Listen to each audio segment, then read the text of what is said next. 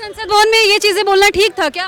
देखिए मैडम, संसद भवन में तो आंख मारना भी जायज नहीं था, संसद भवन में फ्लाइंग किस करना भी जायज नहीं था। विपक्ष करे तो रासलीला, कोई और कर दे तो कैरेक्टर ढीला, ये तो होने वाला नहीं है। राहुल गांधी ने चुम्मा दे दिया वो सही है, विदुड़ी जी ने सही बोल दिया वो भी गलत है। मैं तो कहता हूँ सही बोलो। दानिश अली है, रहता तो भारत में है, विधायक तो भारत में है, खाता भारत का है, और भारत माता की जय नहीं बोलेगा? क्यों नहीं बोलेगा भाई? भारत माता की जय नहीं बोलता है, वो कटुआ है, वो मुल्ला है, वो उग्रवादी है, वो आतंकवादी है। विदुड़ी 2 बन रहे हैं क्या? नहीं मैम, विदुड़ी 2 इस देश का हर एक जनता जैसे जो देशद्रोही गतिविधियों में लिप्त हों उनके साथ अगर आप जाकर के फोटो खिंचवाते हैं और उनका मनोबल उठाने का काम करते हैं तो आपको ऐसी गालियां सिर्फ विदुड़ी जी की नहीं है शब्द, उन्होंने 140 करोड़ देशवासियों की भावनाएं बताई हैं। जो विपक्ष ठग बंधन चोर बंधन है, ये लोग जब स्टैनली बोलता है, स्वामी नेवला प्रसाद मौर्य बोलता है, सनातन के बारे में उंगली उठाता है, युवाओं का मजाक लेता है, तब ये लोग कहाँ चले जाते हैं? रमेश विदुड़ी के बयान पर क्या बोलिए? सबसे पहले तो रमेश विदुड़ी जी के बयान में जो संसद में जो भाषा बोले हैं, बहुत अच्छा भाषा बोले हैं, ठीक है। कैसे अच्छा बोले? सठे साठ्यम समाचरित, दुष्ट के साथ हमेशा दुष्टता का ही व्यवहार करना चाहिए। जो दानिश अली है, रहता तो भारत में है, विधायक तो भारत में है, खाता भारत का है, और भारत माता की जय नहीं बोलेगा? क्यों नहीं बोलेगा भाई? तो संसद भवन में इस तरीके की भाषा बोलना जरूरी है आपको लगता है? क्यों संसद भवन में राहुल गांधी आंख मार दे रहे हैं तो रमेश विदुड़ी जी ने अगर बोल दिया कि ये तो उग्रवादी को उग्रवादी, आतंकवादी को आतंकवादी बोल दिया, कौन सा गुनाह कर दिया? रमेश विदुड़ी की बातों से आप सहमत हैं? 101% सहमत हूँ, डंके की चोट पे सहमत हूँ। क्या बोल? नहीं, बिल्कुल मैं सहमत नहीं हूँ। इस देश में संविधान ने हर चीज को एक मानक तय करके रखा है चीजों को। देश की संसद में जो इस तरह की भाषा का प्रयोग हो रहा है, ये संसदीय कार्रवाई होगी। हमारे एक सांसद को देश में, हिंदुस्तान में ऐसा होना चाहिए, जो आतंकवादी उग्रवादी है, उग्रवादी को उग्रवादी कहना चाहिए, आतंकवादी को आतंकवादी कहना चाहिए। ये जो विपक्ष ठग बंधन चोर बंधन है, ये लोग जब स्टैनली बोलता है, स्वामी नेवला प्रसाद मौर्य बोलता है, सनातन के बारे में उंगली उठाता है, युवाओं का मजाक लेता है, तब ये लोग कहाँ चले जाते हैं? रमेश विदुड़ी ने कह दिया दानिश अली को कि उग्रवादी है, बवाल मच गया है। देखिए, सबसे पहली बात हम संविधान को मानते हैं, जो संविधान में होगा तो कहीं ना कहीं उन्होंने गलत भी नहीं कहा।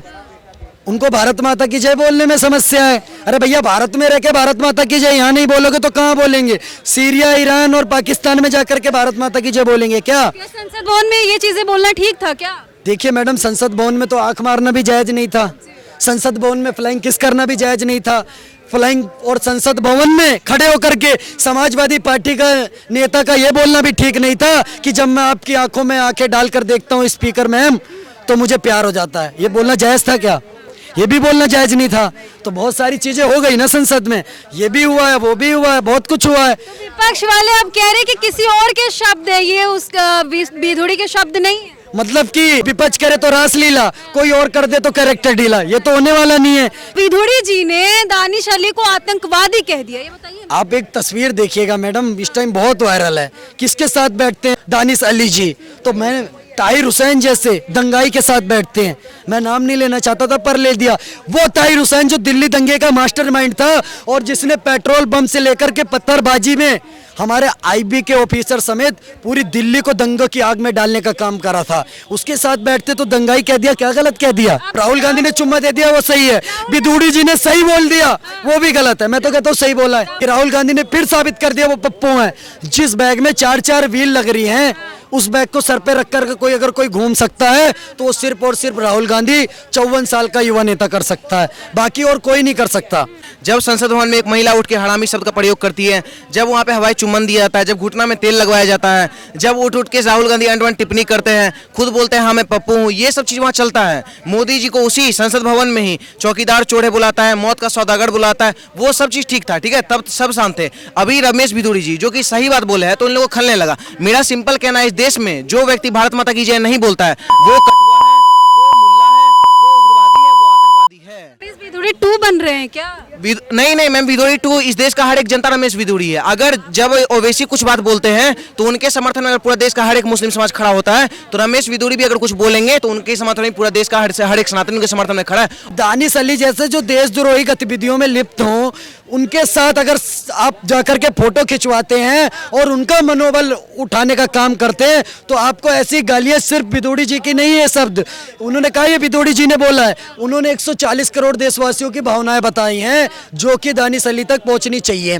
जैसे को तैसा मिलना बहुत जरूरी है। देखिए, लातों के भूत बातों से नहीं मानते। मैं क्लियर कट बोलना चाहता हूँ, जो समझना चाह रहे हैं विपक्ष को कहना चाह रहा हूँ कि लातों के भूत बातों से नहीं मानते। इनको बहुत कर लिया आवेदन, बहुत कर लिया निवेदन, अब वो टाइम खत्म हो चुका, अब सीधा चलेगा दे दनादन।